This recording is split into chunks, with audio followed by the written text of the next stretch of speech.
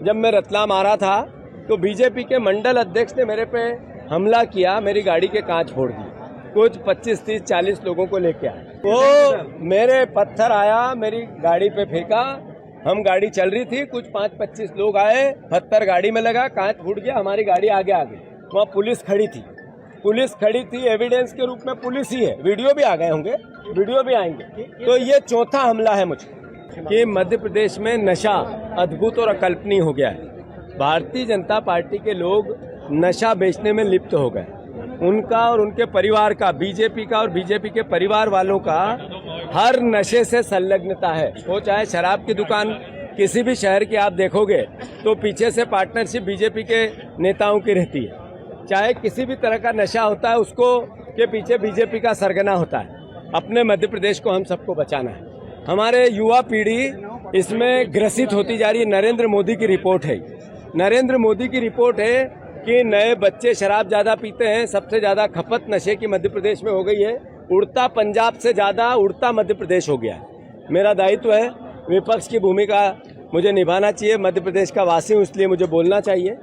ये जब मैं बोलता हूँ बीजेपी को बुरा लगता है, मोहन यादव को बुरा लगता है। उनने षड्यंत्र करके अनर्गनल झूठे और सच्चे आरोप लगा के मेरे पुतले जलवाए, इसलिए कि तुम शराब के खिलाफ बात नहीं करोगे, इसलिए कि तुम नशे के खिलाफ बात नहीं करोगे। आज जब मैं रतलाम आ रहा था तो बीजेपी के मंडल अध्यक्ष ने मेरे पे हमला किया, मेरी गाड़ी के कांच फोड़ दिए। कुछ 25, 30, 40 लोगों को लेके आए।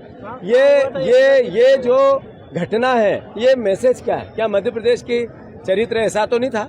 ऐसा तो मध्य प्रदेश तो लोकतंत्र का एक मंदिर है। इसमें सत्ता और विपक्ष दोनों का सम्मान है।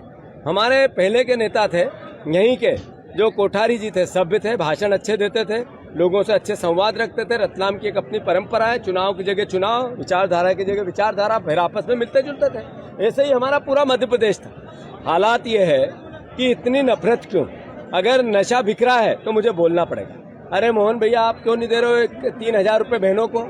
आप दे रहे हो 1200, 1800 रुपये की चोरी कर रहे हो। हम नहीं बोले 3100 के धान का बोला था 2100 दे रहे हो, तो 1000 रुपये की चोरी कर रहे हो। हम नहीं बोले कि 2700 गेहूं की बात हुई थी, आप 2500, 2400 दे रहे हो, 300 रुपये की चोरी कर रहे हो। ये नहीं बोले। आपने 450 के गैस सिलेंडर का बोला था, आज तक 900 की 450 की जगह 1000 रुपये का आता है, आप 500 रुपये की चोरी कर रहे हो। हम नहीं बोले ये कि आपने कर्ज में क्यों मध्य प्रदेश को ला दिया। हम ये नहीं बोले कि आपने नशेड़ी प्रदेश को बना दिया। अगर हम नहीं बोले तो कौन बोले?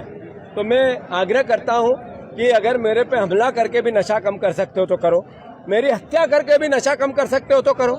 मेरे पुतले जलाने के आपको बहुत शौक है, जलाओ, पर नशा कम करो। ये अनल गनल झूठे आरोपों से एक कदम पीछे नहीं हटेंगे। हम इन आरोपों से लड़ेंगे और जनता के बीच में जाएंगे और जनता को साथ लेंगे। यही नज़ारा रतलाम का है। मोहन यादव जी, मैं अभी 7 शहरों में गया हूं जब से मेरे पे आपने हमले चालू किए। हजारों की तादाद में लोग साथ आते हैं। ये मैसेज दे रहे हैं आपको कि आप गलत तरीके से विपक्ष को दबा रहे हो। जो हम पे हमला करते हो, जनता उसको देख रही है, सबक सिखाएगी आपको। नरेंद्र मोदी 35 सीटें चोरी करके देश के प्रधानमंत्री। मध्य प्रदेश, महाराष्ट्र, हरियाणा, तीनों राज्यों में चोरी की सरकार है। वोट भारतीय जनता पार्टी 2014 के बाद राज्यपाल के जरिए 5 राज्यों की सरकारें गिरा दी। उसके बाद 500 से ज्यादा विधायकों की मंडी लगा दी, जिसमें 50-50 करोड़ के आरोप प्रत्यारोप लगे। कई राज्यों के, मध्य प्रदेश भी उसमें से एक था।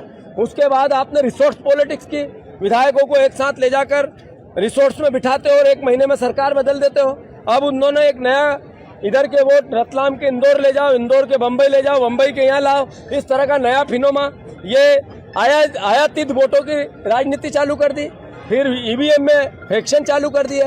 एक नया कानून आ गया कि 30 दिन से ज्यादा अगर कोई जनप्रतिनिधि अंदर रहेगा, सांसद, मंत्री, मुख्यमंत्री, तो वो पद छोड़ना पड़ेगा। ये ना मैसेज क्या है? चंद्रबाबू नायडू को डराना है, नीतीश कुमार को डराना है। ये बैसाखी की सरकार को बचाने के लिए सांसद